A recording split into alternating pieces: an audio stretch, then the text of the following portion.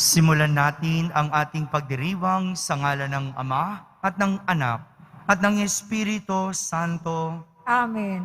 Ang pagpapala ng ating Panginoong Hesukristo, ang pag-ibig ng Diyos Ama at ang pakikipagkaisa ng Espiritu Santo naway sumainyong lahat. At sumayo rin. Mga kapatid, tinipon tayo bilang kaanib ng angka ng Diyos.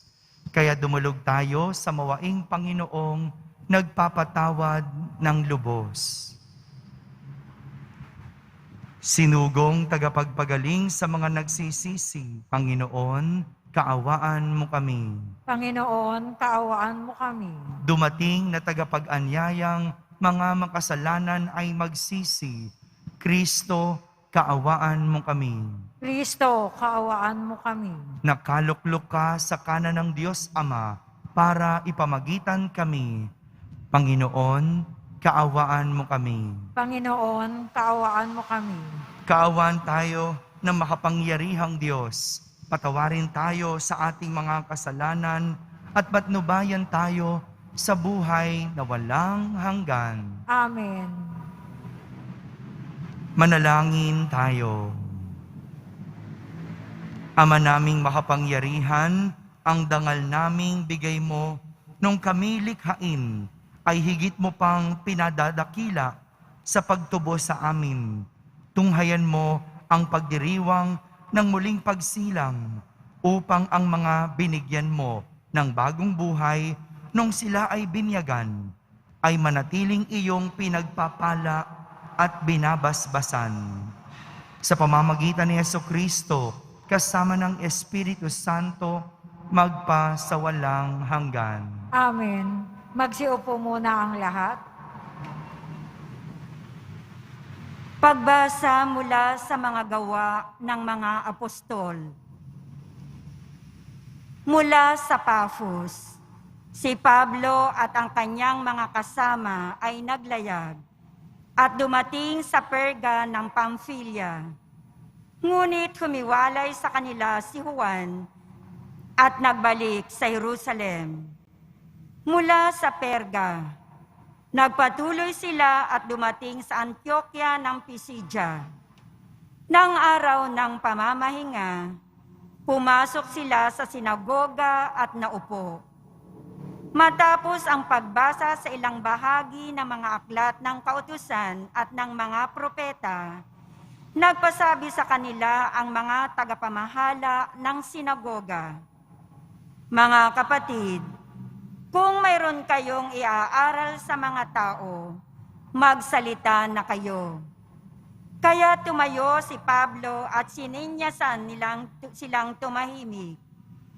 Mga Israelita at mga taong may takot sa Diyos, makinig kayo.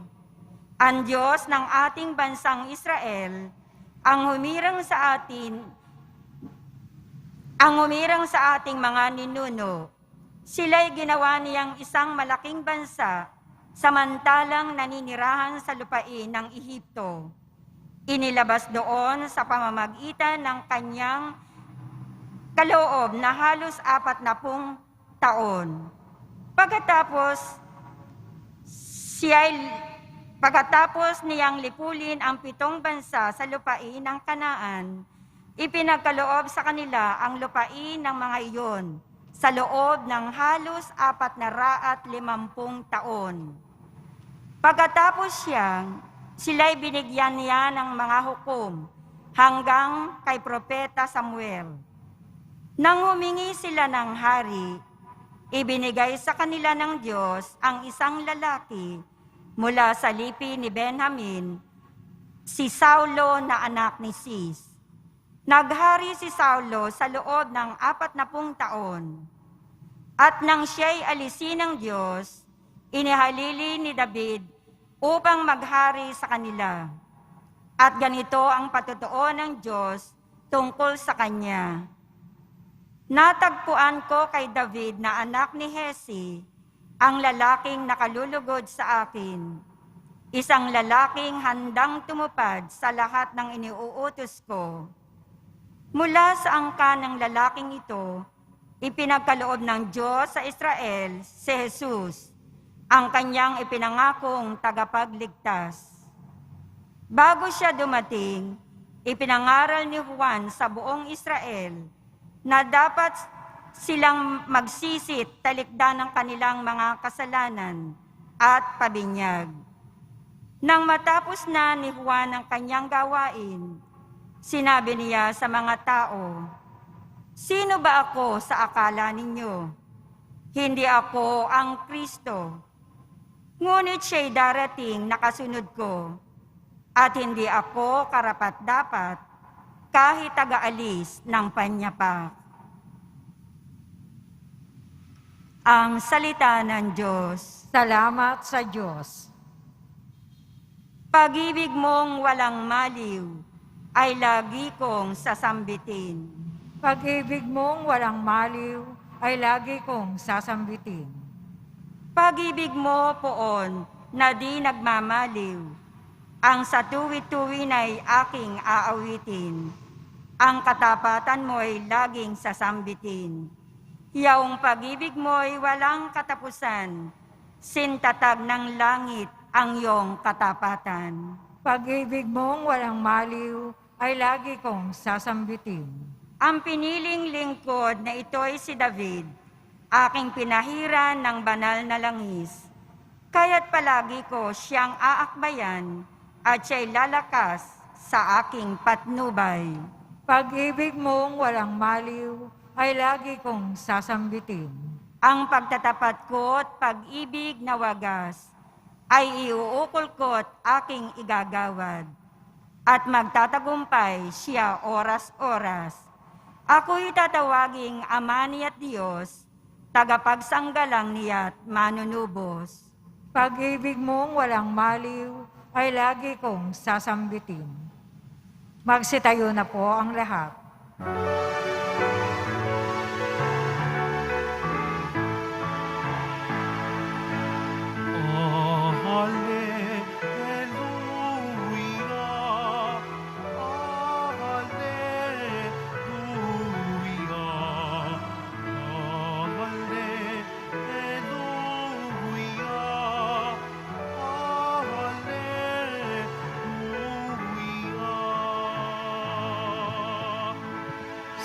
Jesucristo ay tapat, saksi at buhay ng lahat.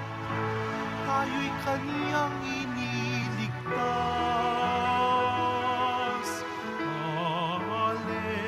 Alleluia,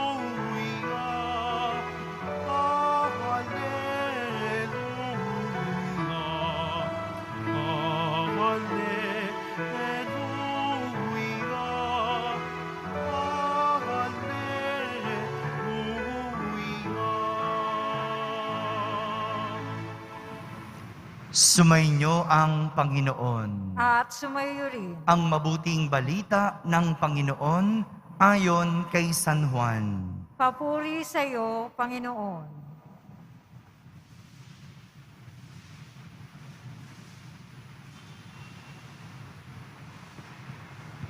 Nang mahugasan na ni Jesus ang mga paa ng kanyang mga alagad, sinabi niya sa kanila, "Sinasabi ko sa inyo, ang alipin ay hindi dakila kaysa kanyang Panginoon, ni ang sinugo kaysa sa nagsugo sa kanya.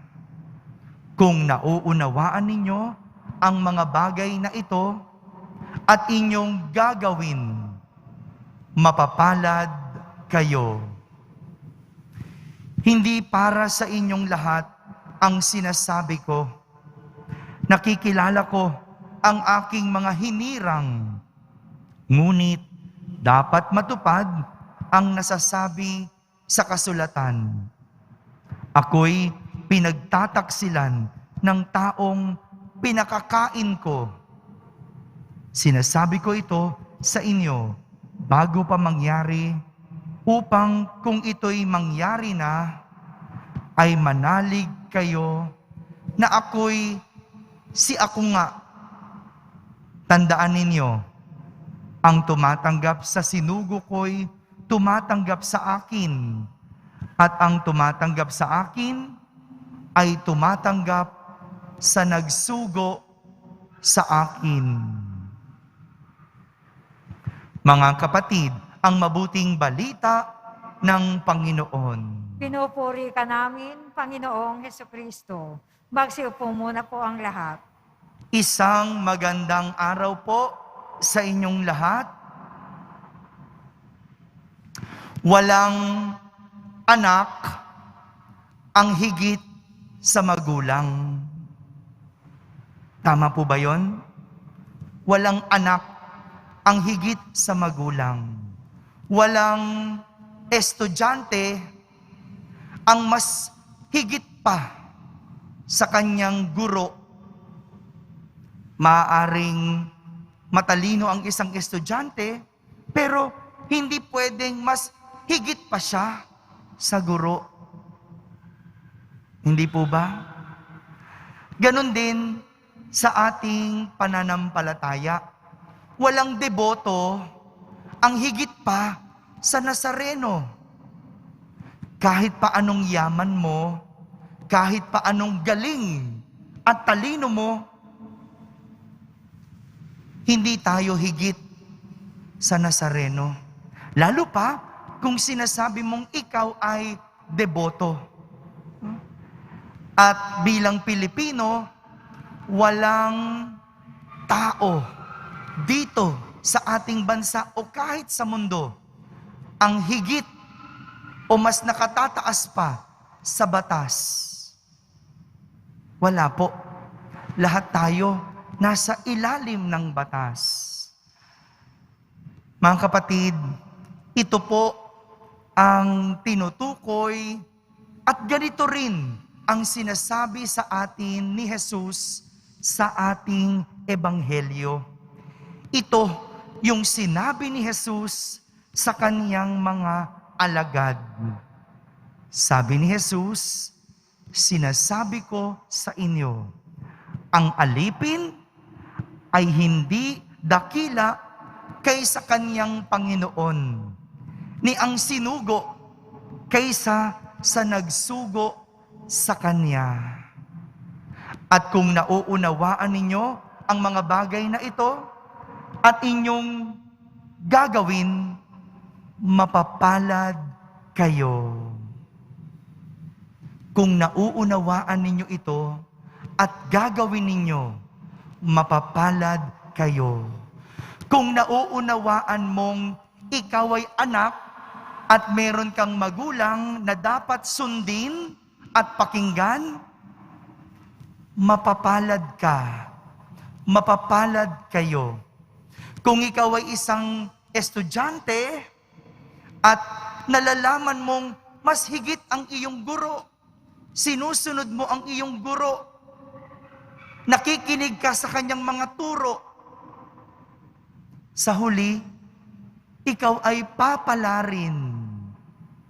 Kung ikaw ay isang deboto at sinusunod mo lang ang Poong Jesus Nazareno, ikaw ay papalarin. Ngunit kung sinusuway mo, sigurado ikaw ay mamalasin.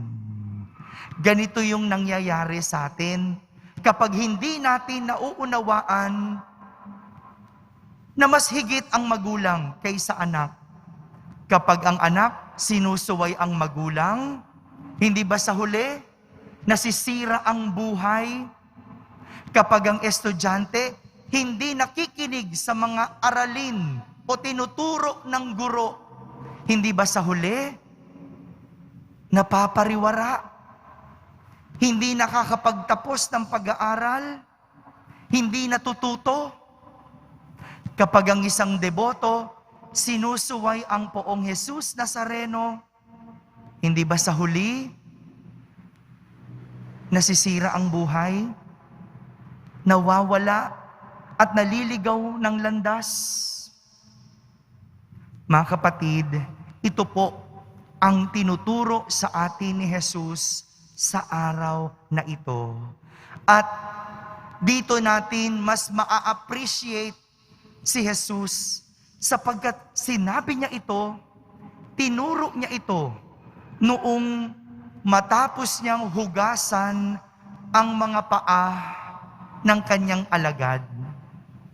Si Jesus, higit sa kanyang alagad, pero kahit ganon, handa siyang maglingkod. Di ba dapat siya yung pinaglilingkuran? Kay Jesus, baliktad. Siya ang naglingkod. Ganyan kababa si Jesus. Ganyan kamapagmahal si Jesus. Kahit siya'y higit sa lahat, siya'y nagpakababa. Pero higit sa lahat ng ito, ang sinasabi ni Jesus, kung nauunawaan nating may mga tao na higit sa atin na dapat sundin, sa huli, tayo ay papalarin. Ngunit ang mga sumusuway at hindi sumusunod, sa huli, mamalasin. Kaya mga kapatid, tandaan, sa pagsunod, mayroong pagpapala. Sa pagsuway, mayroong sumpa. Dahil anumang bagay na galing sa pagsuway, anumang bagay na ginawa dahil sumuway, sa huli, hindi magtatagumpay. Amen. Magsitayo na po ang lahat. Minamahal ko mga kapatid, habang nagkakatipon tayo ngayon bilang isang bayang nangangailangan, manalangin tayo ng may pusong nagpapakumbaba sa Diyos Ama, taglay ang pagtitiwala sa Kanyang dakilang habag. Ating sambitin sa bawat panalangin, Ama, pagpalain mo kami kay Kristo. Ama, pagpalain mo kami kay Kristo. Ang mga namumuno sa simbahan, naway panatilihing buhay ang kanilang pagtatalaga ng sarili sa pangangaral ng Ebanghelyo. Manalangin tayo. Ama, pagpalain mo kami kay Kristo. Ang mga pinagkatiwalaan ng pamumuno, naway mag-akyat at maging gabay ng mga tao sa diwa ng paglilingkod. Manalangin tayo. Ama, pagpalain mo kami kay Kristo. Ang mga tumalikod sa kanilang pananampalataya, naway mahikayat pabalik sa pamilya ng Diyos. Manalangin tayo. Ama, pagpalain mo kami kay Kristo. Ang mga pinanghinaan ng loob dahil sa pagdaraho at karamdaman, naway makatagpo ng lakas at ginhawa mula kay Jesus na nagtagumpay sa kasalanan at kamatayan. Manalangin tayo. Ama, pagpalain mo kami kay Kristo. Ang mga namayapang tapat sa Panginoon, naway makatanggap ng kanilang walang katapusang gantimpala. Manalangin tayo. Ama, pagpalain mo kami kay Kristo. Sa katahimikan, ating ilapit sa Diyos ang ating mga pansariling kahilingan.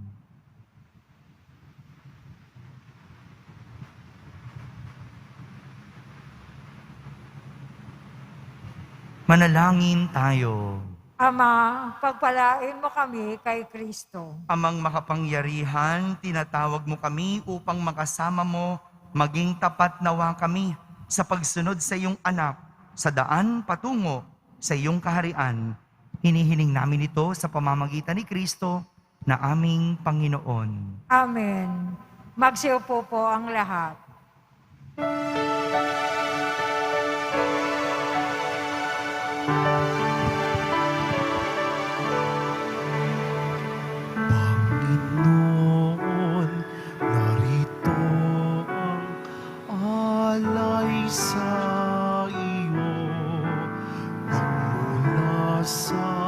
iyong bayang masayang nagsalo, aming sanang mga alay, gawin mong totoo. Itong alak at sinapay, maging dugo't katawan mo. Panginoon, Panginoon, alay sa iyo ng iyong bayang nagpupurit nagkakaisa sa iyo. Magsitayo na po ang lahat. Manalangin kayo mga kapatid upang ang paghahain natin ay kalugdan ng Diyos amang makapangyarihan. Tanggapin nawa ng Panginoon itong pag-aahin sa iyong mga kamay, sa kapurihan niya at karangalan sa ating kapakinabangan at sa buong sambayan niyang banal. Ama naming lumikha, paakyatin mo sa iyong piling sa kalangitan ang aming mga panalangin kalakip ng haing mga alay, upang ang mga pinagindapat mong gawing dalisay ay maging marapat na makasalo sa piging ng iyong pagmamahal. Sa pamamagitan ni Jesucristo, kasama ng Espiritu Santo, magpa sa walang hanggan. Amen. Sumainyo ang Panginoon. At sumayo rin. Itaas sa Diyos ang inyong puso at diwa. Itinaas na namin sa Panginoon. Pasalamatan natin ang Panginoong ating Diyos. Marapat na siya ay pasalamatan. Ama naming makapangyarihan, tunay ngang marapat na ikaw ay aming pasalamatan. Ngayong ipinagdiriwang ang paghahain ng Mesiyas, ang maamong tupa na tumubos sa aming lahat. Naghahaing walang humpay, ang anak mong minamahal, upang magkasalo-salo ang tanan sa piging ng iyong buhay. Hindi na mamamatay ang inihain sa krus. Ang sa krus ipinakoy, buhay lagi bilang handog. Kaya kaysa ng mga anghel na nagsisiawit ng papuri sa iyo nang walang humpay sa kalangitan, kami nagbubunyi sa iyong kadakilaan. Santo, Santo, Santo, Panginoon Diyos ng mga hukbo, napupuno ang langit at lupa ng kadakilaan mo. O sana sa kaitaasan, pinagpala ang naparirito sa ngalan ng Panginoon. O sana sa kaitaasan, magsiluhod po ang lahat. Ama naming banal, ikaw ang bukal ng tanang kabanalan, kaya't sa pamagitan ng iyong Espiritu ay gawin mong banal ang mga kaloob na ito, upang para sa amin ay maging katawan at dugo ng aming Panginoong Hesukristo. Bago niya pinagtiisang kusang loob na maging handog, hinawakan niyang tinapay, pinasalamatan kanya, pinaghati-hati niya iyon, iniyabot sa kanyang mga lagad at sinabi, "Tanggapin ninyong lahat ito at kanin. Ito ang aking katawan na inihahandog para sa inyo."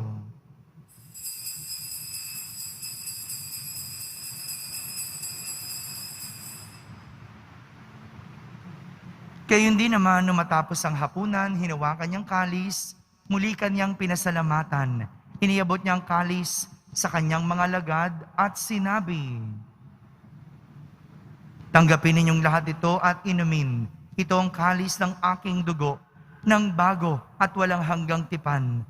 Ang aking dugo na ibubuhos para sa inyo at para sa lahat, sa ikapagpapatawad ng mga kasalanan. Gawin ninyo ito sa pag-alaala sa akin."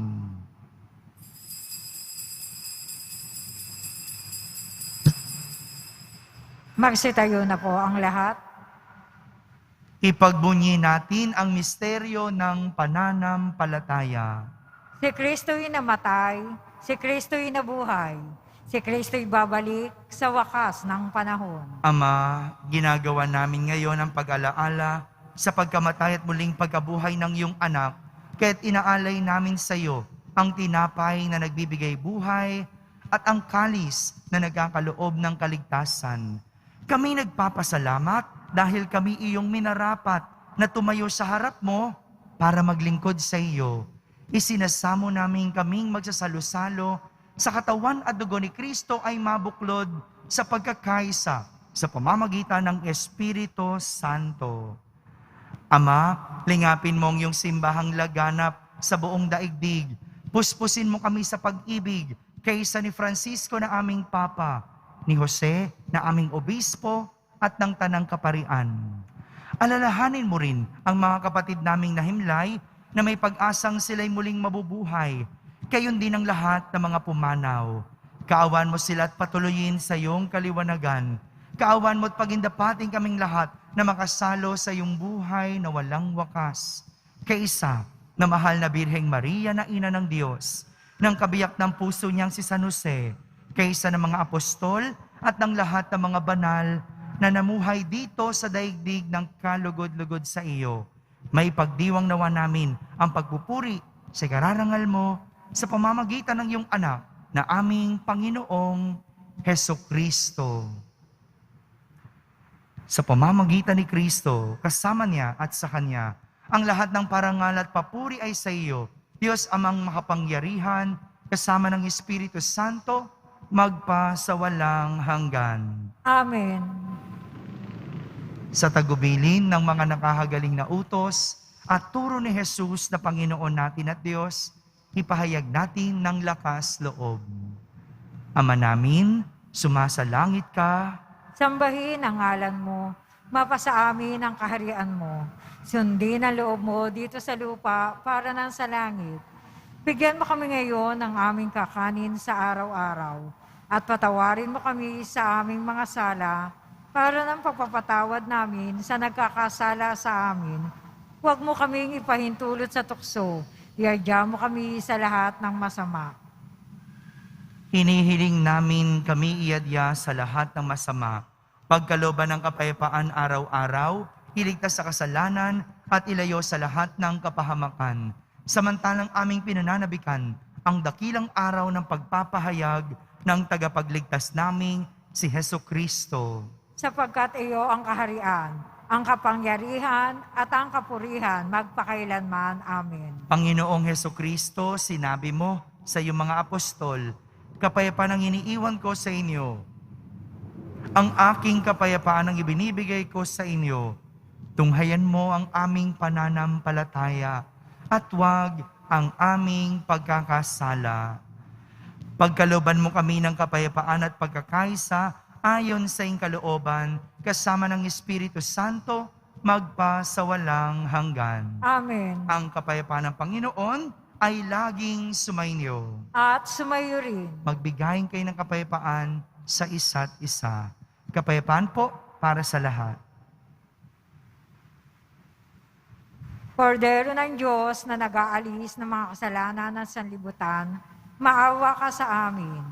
Kordero ng Diyos na nag-aalis ng mga kasalanan ng sanlibutan, maawa ka sa amin. Kordero ng Diyos na nag-aalis ng mga kasalanan ng sanlibutan, ipagkaloob mo sa amin ang kapayapaan. Magsiluhod po ang lahat.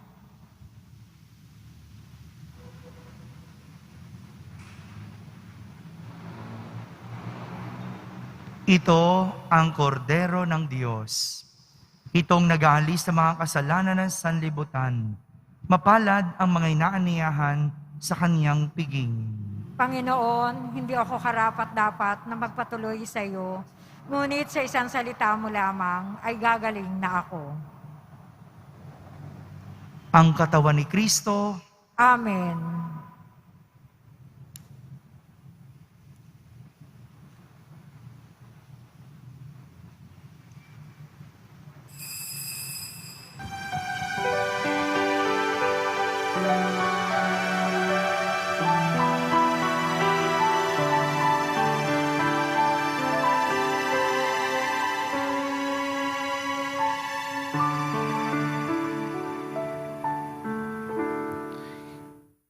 Hindi ka kailangang magbago kahit ito'y masibig ko. Hindi ka kailangang magsikap ng gusto upang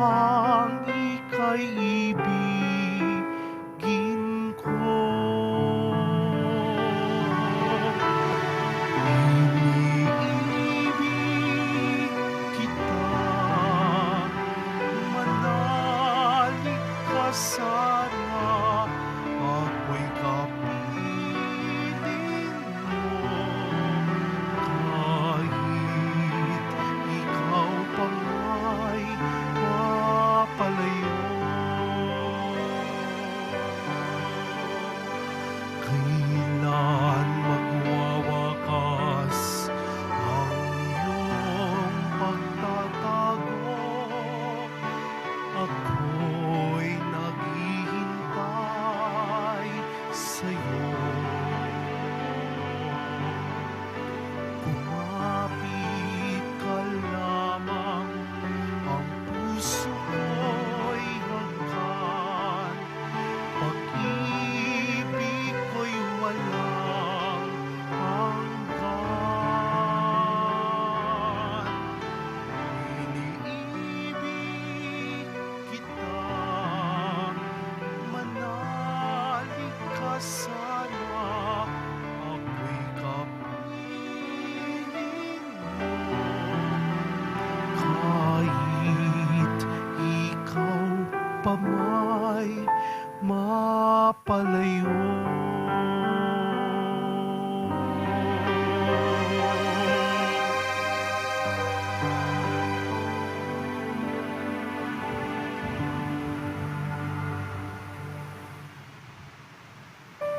Magsitayo na po ang lahat. Manalangin tayo. Ama naming mapagmahal, kami pinapagsalo mo sa pagkabuhay ng iyong anak, ay papakinabangin mong lagi sa kanyang lakas bilang bungang masagana ng dulot mong pagdiligtas sa pamamagitan niya, kasama ng Espiritu Santo, magpa sa walang hanggan. Amen. Sumainyo ang Panginoon. At sumayo rin. Pagbabasbas ng Poong Yesus Nazareno.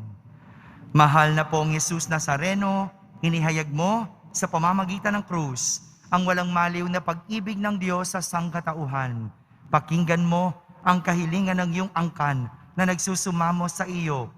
Makamtanawan nila ang inyong katugunan at tanggapin ang kasagutan na may utang na loob na tinatanaw. Basbasan din po ninyo ang lahat na may karamdaman at nahihirapan. Sa pamamagitan ng bendisyon na ito, naway maalala nila ang mga pangako nila noon sa binyag na ikaw ang kanilang iibigin at paglilingkuran bilang Panginoon, magpa sa walang hanggan. Amen. At pagpalain kayo ng makapangyarihang Diyos, Ama, Anak, at Espiritu Santo. Amen. Tapos na po ang ating pagdiriwang, humaiking taglay ang pag-ibig at kapayapaan ng Poong Jesus Nazareno. Salamat sa Diyos.